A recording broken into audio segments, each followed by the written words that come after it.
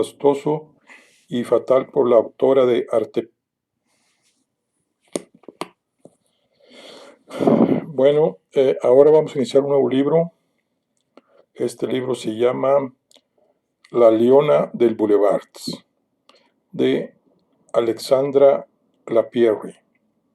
Es la novela de un siglo fastuoso y fatal por la autora de Artemisa y el Salón de las Falsas Virtudes. Esta es una novela histórica. Junio de 1844. Las 8 de la noche. La hora del cancán, del vals, chicardré y de la polka. En el baile de Mabillé se reúnen en París de las loretas, de los periodistas y de los asiduos al boulevard.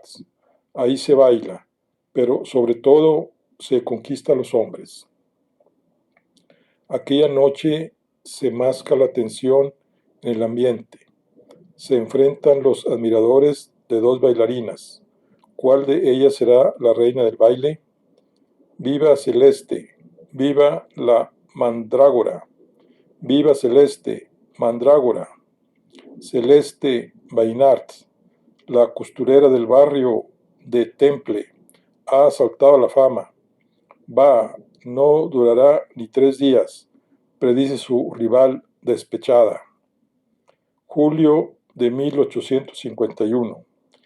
En el hipódromo de París, una joven, semidesnuda y dispuesta a todo, participa en una carrera de cuadrigas en presencia del futuro emperador Luis Napoleón Bonaparte. ¿De dónde procede? ¿A dónde va? Astucias, manipulaciones, estrategias. Desde hace varios años, Celeste mueve sus peones uno a uno. La leona se ha convertido a la vez en tigre, en tigresa y hormiga. Planifica, calcula, atesora y devora. Ese inteligente progreso hacia el poder le conducirá a las cumbres que soñaba cuando era una modistilla. Pero, ¿a qué precio? Alexandra Lapierre hace desfilar por las páginas de esta novela más de 30 años de un siglo fastuoso y asesino despliegue de miseria y lujo, en el que se codea la bohemia intelectual con la aristocracia y loretas de medio pelo, cortesanas y tísicas, junto a las damas de la alta sociedad parisina. Los cómplices se llaman Alejandro Dumas, Théophile Gautier, Auguste de Morny, Miriñáquez, Hachís y Champagne. Alexandra Lapierre, considerada por la crítica como una de las mejores escritoras francesas para la elaboración de sus obras y la definición de sus personajes, lleva a cabo una minuciosa investigación, estudiando documentos, recorriendo archivos y viviendo los lugares donde transcurre la trama de sus novelas. Este perfecto conocimiento de las épocas y los lugares descritos le han permitido reconstruir de manera magistral la Leona del Boulevard. Es autora de los éxitos internacionales Artemisa, Cortesana, Un hombre fatal, El ausente, El salón de las falsas virtudes y Fanny Stevenson, Entre la pasión y la libertad, obra con la que ganó el Grand Prix des Lettres de Elie en 1994. Ha realizado numerosos cortos y en 1980 recibió el premio de Jack Nicholson por la puesta en escena de su película Le Collecteur de Aniquiles.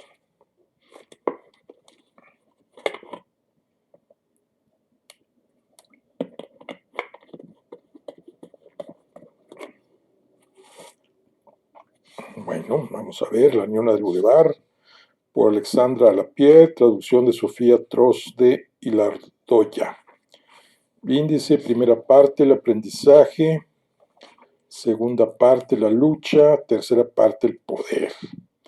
A las señoras Celestes, Mogador, Apollinaire Sabatier, Alicia Osí, Cora Peer, Virginia de Castiglione y Teresa de Paiva. Sin ellas este libro no existiría. Primera parte. El aprendizaje. Capítulo 1. El Demur Tentature. Una inútil salida del arroyo, y que tarde o temprano ahí regresará. Eso es usted. Cállese, insolente. Ingratitud. Cualquiera diría que eso es lo que corre por las venas de las empleadas. Se las admite por caridad, se les paga por caridad y montan una escena. Al despertarse aquella mañana, una sonrisa feliz pasó por los ojos de Celeste. A partir de ahora, ¿qué le importaban las injurias de su patrona, la horrorosa señora Piloyer? Hoy, martes 2 de marzo de 1842, el alba gris que se elevaba sobre los tejados de Marais anunciaba un día grandioso. Celeste Baynards dejaba el taller, bajaba al comercio y ocupaba su puesto entre las señoritas de la tienda. Se acabó el oscuro entresuelo, su olor a cerrado, su polvo acre como el humo. Se acabaron las 13 horas de costura, dejándose los ojos en los puntos rebatidos, los festones y los plisados. Se acabaron los imbéciles y mezquinos cotorreos de las otras costureritas. Esperaba aquel momento desde hacía 4 años. En el Demon Tenateur, la casa de novedades en la que trabajaba Celeste, siempre se sustituía a una dependiente de la planta baja por la trabajadora más antigua de la entreplanta. Así pues, como Denise acababa de marcharse, la costurera con más antigüedad era Celeste, a pesar de sus 17 años. Sonaron 7 campanadas en la iglesia de Blancs-Mathieux. Se abrió la puerta cochera. La silueta de una joven saltó a la calle. Al igual que todas las mañanas, a esa hora era de noche. Una peste a col podrida flotaba en el aire húmedo. Los desagües de las casas se estancaban delante de los muros grises de las antiguas villas. Cada cierto tramo se había colocado unas planchas de madera para cruzar el arroyo central, convertido por la lluvia en un río de inmundicias. Ágil y desenvuelta, Celeste volaba a través de los lodazales sin preocuparse en absoluto por el barro. Con una pañoleta de madrás coquetamente atada bajo la firme barbilla, el busto cimbreado por un chal apolillado que le ceñía la cintura, una falda sin vuelo y los tobillos sujetos por unos pequeños botines de piel de perro completamente desgastados, evitaba los charcos y se metía a todo correr por las pasarelas. Buenos días, tía Chalut, soltó al pasar. Adiós, Celeste, le respondió la campesina con los dedos llenos de anillos que instalaba en la esquina de la calle Bar du Bec, sus docenas de cántaros hormigueantes de sanguijuelas. Celeste dio la vuelta a la esquina y pasó bajo la escalera del señor Rubichón, el que encendía las farolas. Encaramado en el aire, el anciano lustraba el vidrio del último farol. El viento hacía volar su blusón de faena, que flameaba con un gran ruido de bandera. Por lo demás, todo era silencio. No se oía ningún ruido. El maráis aún dormitaba, y es que, a pesar de su aspecto lúgubre, el barrio era uno de los más favorecidos de París. Bien es cierto que no rivalizaba con el aristócrata suburbio Saint-Germain, ni con las villas de los banqueros de la Chaussée de Antin, ni siquiera con el digno acomodo de los pisos del suburbio Saint-Honoré, pero desde luego el Marais era un barrio seguro, en donde los ancianos se reunían para echar una partida de cartas en los salones con las entreventanas lustradas. No era así por sus alrededores. Unas zonas verdaderamente peligrosas cercaban el Marais, y para aquellos que como Celeste tenían que ganarse el pan fuera del barrio, la travesía de las calles adyacentes era una expedición de la que cada día un buen número de personas no regresaba.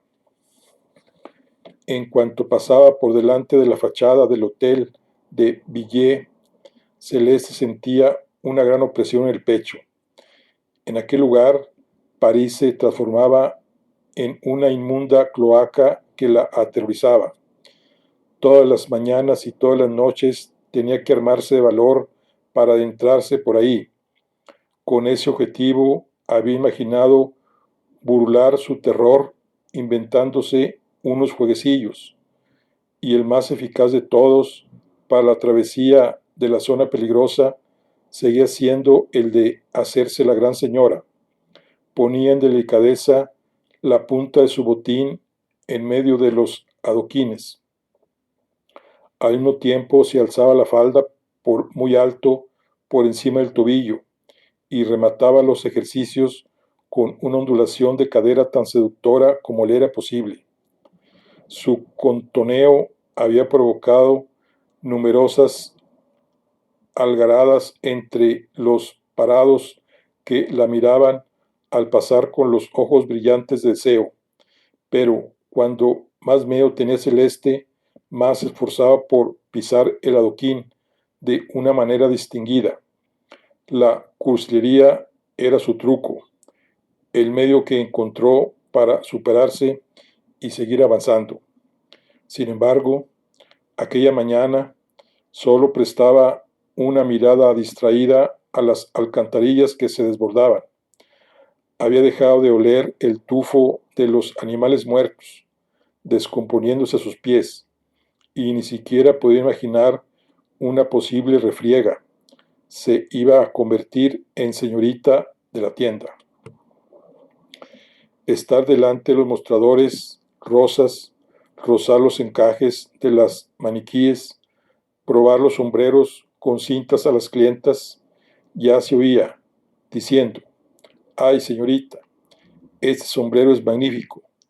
Con uno parecido, la señorita Nini de la ópera sedujo al príncipe Federico de Brosimán, sucia golfa. Un puño de hierro le apretaba el brazo. 1000 regueros blancos se extendían por el barro negro. Señor, al ir pensando en las musarañas, había tropezado con el cántaro de una lechera. A lo lejos sonó una campana. 8 campanadas. Iba a llegar tarde. «Vas a pagarme este cántaro». No tenía dinero. Todas son iguales. No hacen nada y arruinan el ganapán de los demás. La lechera la sacudía con furia. «¿Entonces qué? ¿Vas a pagar el cántaro?» Atraídos por el jaleo, unos curiosos se agruparon. Cada uno contaba cómo le habían robado o estropeado su propia mercancía, y todo el mundo acusó a Celeste. Sonó una nueva campanada, las 8:15. Iba con retraso. De una brusca sacudida Celeste se soltó y, perseguida por los trabajadores, atrapó por los pelos la ciudadana, el ómnibus de color rosa y chocolate que la llevaba a la calle Vivienne. A esta hora llega señorita Baynard, tronó desde lo alto de la escalera que llevaba al taller la gorda patrona del Demon Tenateur. Por Dios, qué mala pata, pensó Celeste sin aliento, al subir hacia ella. ¿Qué hora se cree usted que es, señorita?, repitió la señora Pilloyer. Las 8:30, un poco pasadas, señora. ¿Y a qué hora se supone que empieza su trabajo? A las 8:30, señora. Celeste hace un esfuerzo por parecer lo más educada, lo más respetuosa posible, aunque la nariz aguileña de la señora Pilloyer se alargó por encima del mentón huidizo. Por lo tanto, ha llegado. Su voz aguda permaneció en suspenso. Unos minutos tarde, acabó prudentemente Celeste. Usted comprenderá, señorita, que no puedo tenerla aquí para que no haga nada. Lo entiendo perfectamente, señora, pero es la primera vez que... Y la última, señorita.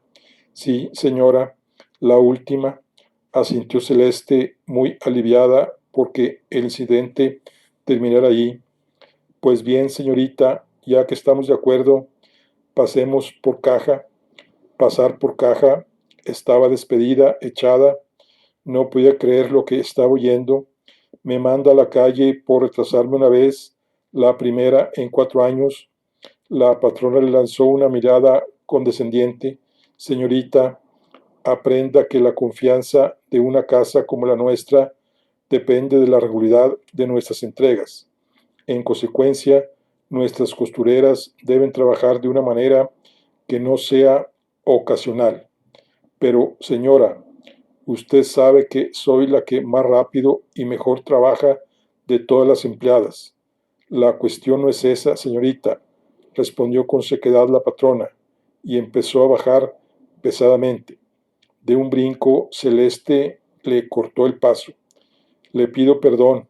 Sin embargo, acaba de decir que me despide porque trabajo de manera ocasional, pero también acaba de admitir que soy la mejor costurera del taller. Nunca he admitido semejante cosa. La mejor costurera de mi taller. Lo que hay que oír.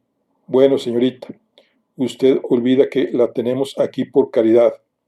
Esa frase, demasiado habitual, dio el golpe de gracia a la poca sangre fría que le quedaba a Celeste. Sin duda, es por caridad por lo que me hace trabajar 13 horas al día en el rincón más oscuro del taller, pagándome menos que a las demás empleadas. Le pierden sus celos. También es por caridad por lo que me despide el día que tenía que pasar a dependienta. Señorita, eso de ninguna de las maneras. Por un instante Celeste se quedó paralizada. ¿Cómo? Pero es la tradición. ¡Qué injusticia!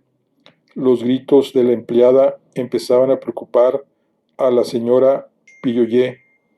Esperaba la visita de la señora Binox, una clienta que encargaba los corpiños a docenas.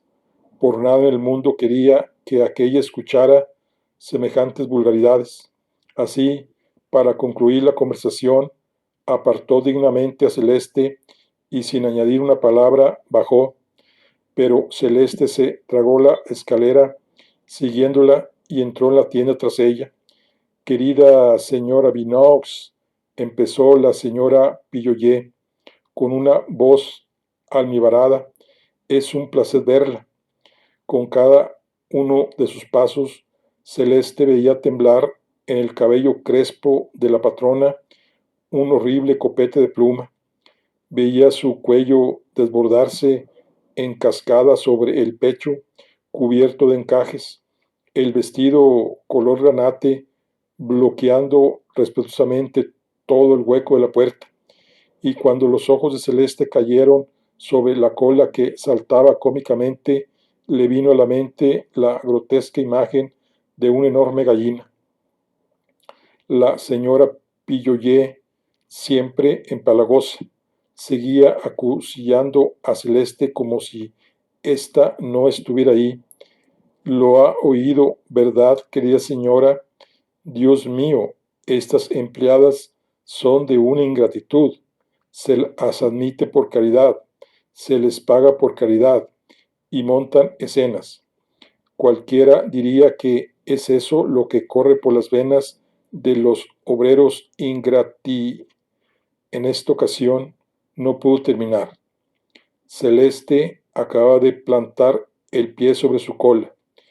El vestido se había roto por todo lo largo de la espalda. Entonces, bajo la mirada atónita de las dependientas, Celeste se inclinó sobre la oreja de la patrona y con una voz atronadora le espetó: asquerosa gallina vieja. La señora Pilloyé permaneció callada. En cuanto a la señora Binox, estuvo a punto de desvanecerse.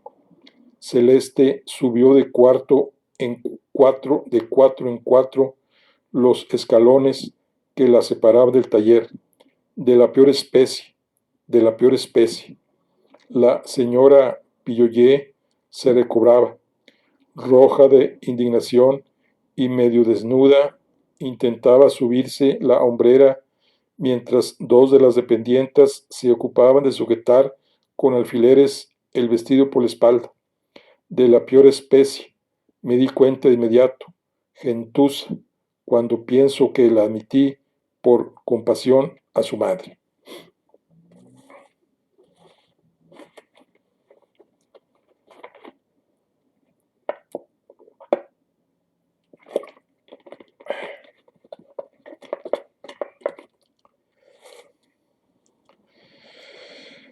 La señora Pilloyé, viuda de un tal Pilloyé, llegado de su Normandía natal en 1815, conocía desde hacía mucho tiempo a los padres de Celeste.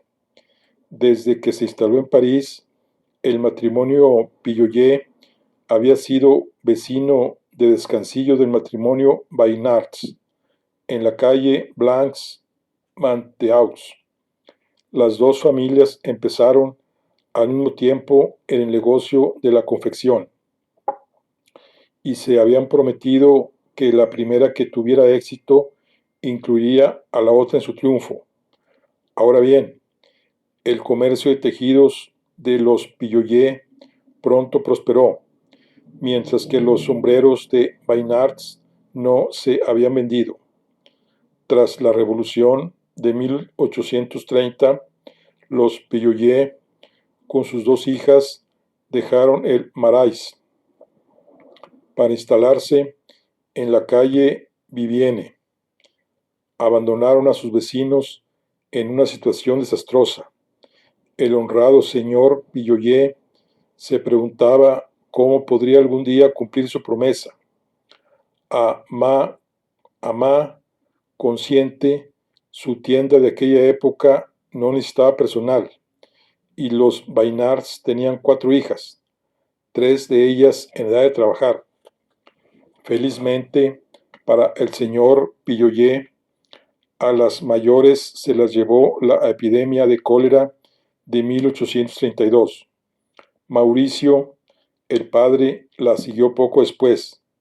Solo sobrevivieron la madre, Berta, y la pequeña, Celeste, entonces con 7 años de edad. Berta Bainards vendió la tienda de sombreros. Se fue a vivir con Baptiste, el portero de la casa, y se instaló en la planta baja, en la conserjería. No es que quisiera a Baptista, no obstante, un hombre y un techo no eran algo que pudiera dejarse escapar y lo había atrapado. Siendo todavía una niña, Celeste entendió que al morir sus hermanas se habían llevado a la tumba el cariño materno, como si de un modo extraño Berta le reprochara que ella aún siguiera viva. Desesperó a la niña aquella dureza que al principio había atribuido a sus tonterías. Para ganarse el cariño de su madre, intentó enmendarse con toda su alma. Aún así, Berta no reparaba en los esfuerzos y se impacientaba con sus arrebatos. Celeste desplegó entonces artimañas de pretendiente. Incluso intentó poner celosa a su madre, acentuando su afecto por Baptiste. No había nada que hacer. Berta no la quería. Entonces, a fuerza de reproches, Celeste también empezó a impacientarse con el mal humor de su madre y en el presente todo lo que Berta decía, todo lo que hacía, la exasperaba. Cuando Celeste cumplió los 13 años, Berta la sacó del colegio, la cubrió de harapos y la llevó a la calle Vivienne, a casa de su antigua amiga, la señora Pilloyé. Mas la señora Pilloyé no la recibió. También acababa de perder a su marido. Estaba de luto. No veía a nadie. Regresaron una semana más tarde. La tienda estaba en plena renovación.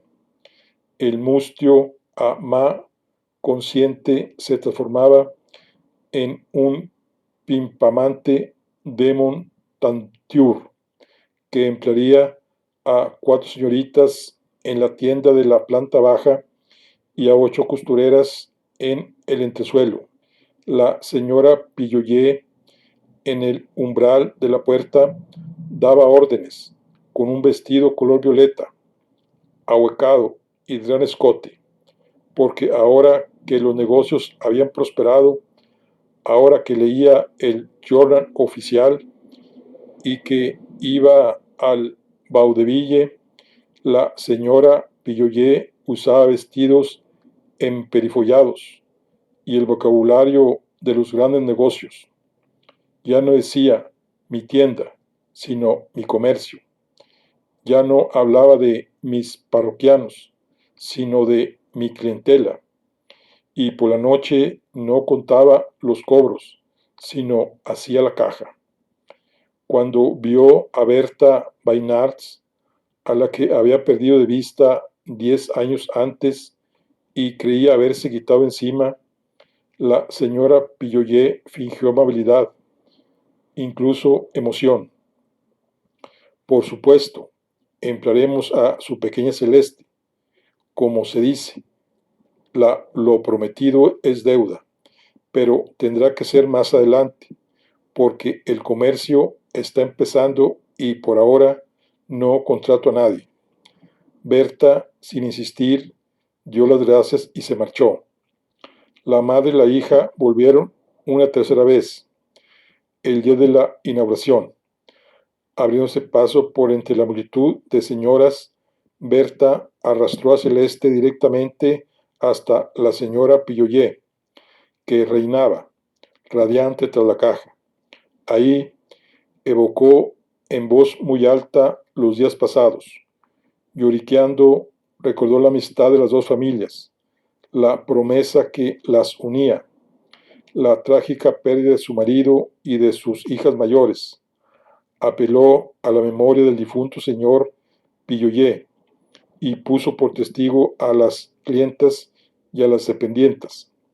Para completar el cuadro, mostró a su pobre pequeña Celeste, de 13 años, que solo pedía trabajar para ayudar a su madre. La niña, desesperada, quería esconderse. Sin embargo, Berta la empujaba delante de ella, pregonando su pasado. La señora Pilloyé había dado con la horma de su zapato en cuanto a palabrería. Para hacer callar a la madre, contrató a la hija. La patrona conservó el recuerdo de aquel episodio como una escena de muy mal gusto.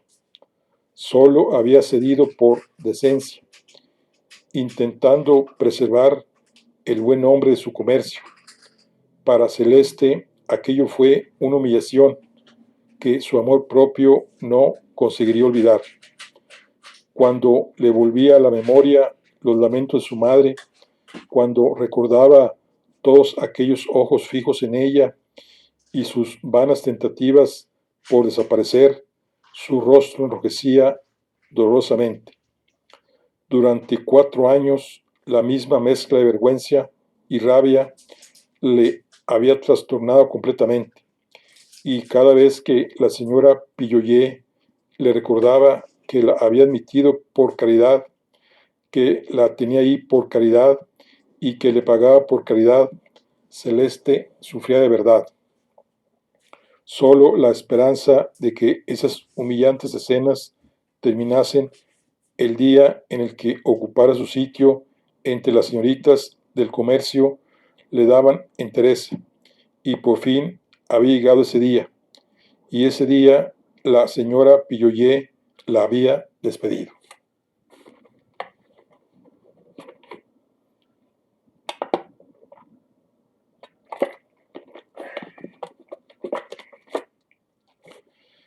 Celeste estaba de pie, con los brazos colgando y los pies plantados sobre los recortes de tejido, los trozos de muestras y los fragmentos de bastidores que cubrían el suelo.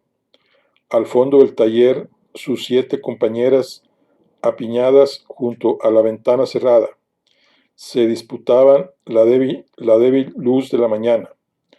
Con los rostros inmóviles girados hacia Celeste, la observaban en silencio, y Celeste, al contraluz, no puede distinguir a los seres vivos de los maniquís de serrín tan frías y pasivas parecían las costureras de la señora Pilloyé. Sin embargo, estas eran modistillas, igual que ella, que atravesaban un peligroso París para ir a trabajar a aquel antro del Demon Tentateur. Igual que ella, salían por las noches, ciegas, agotadas, vacías. Igual que ella, tenían que soportar la avaricia de la señora Pilloyé, su tiranía y sus injusticias. Con un brusco impulso, Celeste avanzó unos pasos hacia sus compañeras, pero las costureras volvieron de inmediato a su trabajo con la aguja. Se lo tiene bien merecido, murmuró Sara. Mira lo que ha ganado con querer ser siempre la mejor. Y Noemí añadió más alto, esto le enseñará a esa Mari Isabidilla. En un instante, la tristeza de Celeste, su necesidad de consuelo y complicidad se transformó en desafío. Sois todas unas serviles, soltó con desprecio.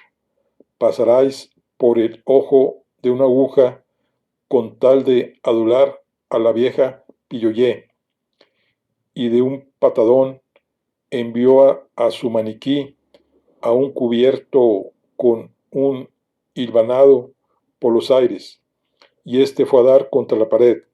Se rompió con un crujido de madera, partido que sacudió todo el taller. En ese momento, una jovencita sin aliento, tras haber subido las escaleras, corrió hacia ella, rubia, metida en carnes, un poco ordinaria. Era su única amiga, Ernestina Blanche Allison,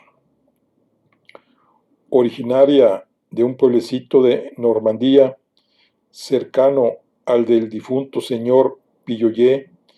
La habían contratado sin otra recomendación para sustituir en la tienda a la segunda hija que se casaba. Enseguida se había adaptado a todas las situaciones, e incluso al carácter de la señora Pilloyé, quien la mantuvo como dependienta en el Demon Tentateur. Ernestina había asistido a la escena de la Fine Arts el día de la inauguración. Era una buena chica. Se apiadó de la niña humillada y apreció la astucia de la mujer que sabía obtener lo que quería. Ernestina, 4 años mayor que Celeste, había acudido a menudo en su ayuda, cuando ésta se disponía a abalanzarse sobre la señora Pilloyé o contra algunas de sus compañeras.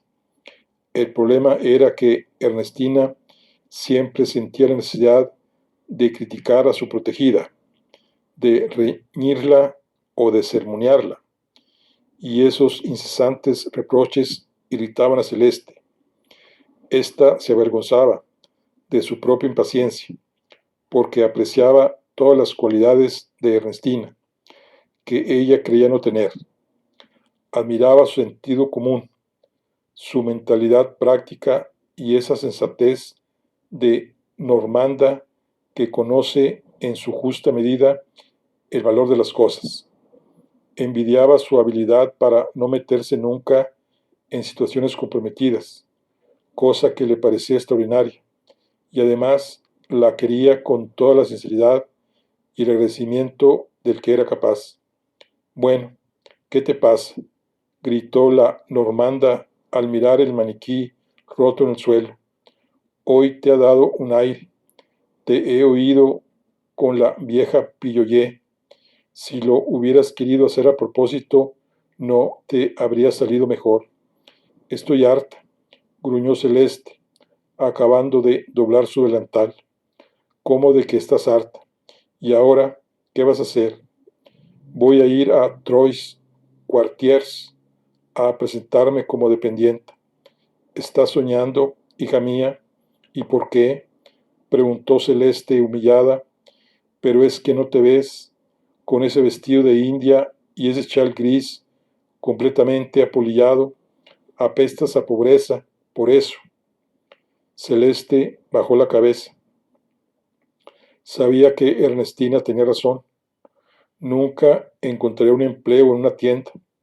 Para subsistir tendría que unirse a las filas de las obreras a destajo, que se agotaban confeccionando artículos pagados por pieza, trabajando de 6 de la mañana a 10 de la noche, sin levantarse de la silla, sin despegar los ojos de la costura, sin descansar las manos. A lo mejor podría llegar a hacer 2 paletos al día, a 50 céntimos el paletó, eran 7 francos a la semana, apenas con qué evitar el hambre y la miseria. Ese cálculo lo había hecho un montón de veces, y su madre antes de ella. Así que un empleo de costurera con salario fijo era una ganga que bien valía todas las injusticias y humillaciones infligidas por la señora Pilloyé. En fin, ¿qué te ha pasado? Continuó Ernestina. Te lo ruego, no es el momento. Nos vemos para cenar. Quedamos en el Palais Royal, en el Café Millet Colonés a las 6. Entendido. Con su pequeño hatillo apretado contra sí, Celeste avanzaba hacia la monumental caja al fondo de la tienda. Si combina el forro de su sombrilla con el color claro de sus vestidos, realzará la luminosidad de su blancura, cantaba la voz salamera de una de las dependientas dirigidas a una señora gorda de tez lívida. Celeste estaba al borde de las lágrimas. Ya no conocería la dulzura de vivir en ese paraíso, su ideal, el frufru de los tafetanes que caían en cascada sobre el mostrador, los tornasolados de los satenes que se abrían en abanico o se extendían en guirnaldas por los escaparates. ¡Ay, los escaparates! Cuánto había soñado con el modo cómo arreglaría los pliegues de las muselinas, lustrar la piel de los manguitos, armonizar los tonos de los colores de las medias. Ahora ya ni siquiera podría esperar formar parte algún día de aquel mundo tan gracioso, tan claro y bonito. En ese momento se despidió, en ese momento su despido representaba para Celeste mucho más que la humillación de que le echaran y la puerta abierta a la miseria. Suponía el final de todas sus ambiciones. No obstante, quizá hubiera un modo. Si no pasaba ahora por caja, tendría un pretexto para regresar más tarde. Mañana, por ejemplo. La señora Pilloyé se habría tranquilizado, se explicaría y si era preciso, le pediría excusas. Después de eso, la patrona seguramente volvería a contratarla. Aliviada por esa esperanza, se dio la vuelta para salir lo antes posible, cuando una voz glacial rompió su impulso. 4 francos. En pie, detrás de la caja, la señora Pilloyé puso 4 monedas sobre el mostrador. Una semana son 12 francos, menos 8 francos por el maniquí roto, hacen 4 francos. Adiós, señorita. Celeste cogió las monedas una a una. No podía hacer nada más. Atravesó la tienda por última vez con la cabeza hueca. Abrió la puerta rosa de cristal tintado y se encontró en la calle Vivienne. ¿Quién quiere beber? Gritaba una voz entre un tintineo de campanillas, mientras Celeste se fundía en lágrimas. Muy fresco. ¿Quién quiere beber? Repetía la vendedora de coco de los jardines del Palacio Royal. Llevaba a su espalda un depósito cilíndrico con tejado de pagoda, un tubo acabado en un grifo. Recorría su cadera de donde colgaban los vasitos de plástico, con un chal de grandes cuadros rojos, un delantal largo de color crudo y la falda sin vuelo se parecían a la lechera a la que Celeste horas antes había tirado el cántaro. Maldito cántaro. Celeste, con su chal subido hasta la nariz para esconder el rostro, sollozaba en la orilla del estanque. Los niños, fascinados con las velas variopintas, no se fijaban en ella, pero las niñeras, que se apretujaban en las sillas, demasiado estrechas para sus ahuecados vestidos, la observaban con curiosidad. Celeste se largó. Fue a perderse a las galerías del Palacio Royal entre las columnas cubiertas por carteles publicitarios. Un grupo de viejos gruñones la empujó cuando salían del Café Lamblin. Una banda de jóvenes legitimistas chocó contra ella al entrar en el Café de la Follée. Nadie le prestó atención. Las empleadas domésticas, cargadas con las cestas, se detenían en las estanterías de los ultramarinos. Celeste, a través de las lágrimas que le nublaban la vista, echó una mirada a la mercancía expuesta en Chevet, el famoso abacero. Jugosos racimos de uvas y enormes piñas redondas descansaban sobre un lecho de violetas. Los hojaldreados subían en pirámides hasta el plumaje rojo de las perdices enganchadas en las heces de latón. Dio un paso atrás. En esta ocasión, quizá la primera vez en su vida, la proximidad del lujo le hacía daño. El humo de los cigarros bajo las arcadas, el tinteo de los vasos en las cervecerías, el frufrú de los vestidos. De pronto, todo eso le producía vértigo. Los cárteles y las frutas, los libros y las flores se mezclaban en su cabeza en un penoso caos de imágenes. Un dolor sordo y punzante le oprimía enteramente. Temblaba de envidia ante la indiferencia de ese mundo en el que ella no tenía un hueco. Odiaba hasta la enfermedad a los alegres paseantes que ignoraban su soledad y su pobreza. Sencillamente Celeste sufría con la proximidad de los costosos e inaccesibles placeres como no había sufrido jamás. Hubiera querido reaccionar enterrándose en su vida de obrera, ocultándose en lo más profundo de la fealdad y de la miseria, olvidando para siempre que afuera existían personas felices. ¿Estás dormida o qué? Celeste, descompuesta, no oía nada.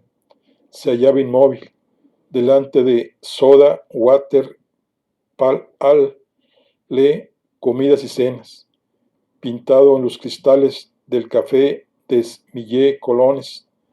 Desde hace un momento, una manita regordeta daba en el cristal. Ernestina apareció entonces bajo la gruesa placa grabada 37 billares que se balanceaban sobre de la puerta. ¿Qué haces? Llevo 5 minutos llamándote. Entra, vas a coger frío. Se paró la cortina de terciopelo rojo que protegía la cervecería de las corrientes de aire, y Celeste la siguió hasta el amplio salón cargado de humo. 2 tortillas al ron y 2 porter, pidió Ernestina al camarero, impasible, con su delantal blanco que le caía hasta las antiparas. Cerveza, tengo la impresión de que la necesitas. La mirada de Celeste se perdió en el salón. El piso enarenado, mesas con patas de hierro, un caliente platos alemán cargado de vajilla, pirámides de azucarillos en el mostrador de la caja. 19.40 la 13, 5 francos con 20 la 35, gritaban los camareros. Excepto la cajera, comentó Celeste tras un momento, somos las únicas mujeres, y las únicas obreras, y las más pobres.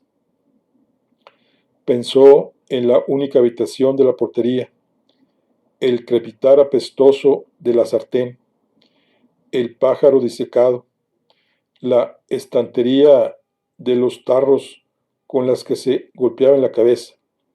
Ya estaba oyendo los gritos de su madre reprochándole la lentitud con las que confeccionaba las camisas. Imaginaba la silueta encogida de Baptista, quien cosía sentado con las piernas dobladas y las rodillas abiertas junto a la ventana. Para llegar a fin de mes, surcía la ropa de los inquilinos. Pobre Baptiste, él, que solo quería paz y silencio, se iba a convertir en el testigo de la tremenda agarrada entre madre e hija. Al menos no tendrás que volver a atravesar el barrio del Hotel de Villiers, suspiró Ernestina.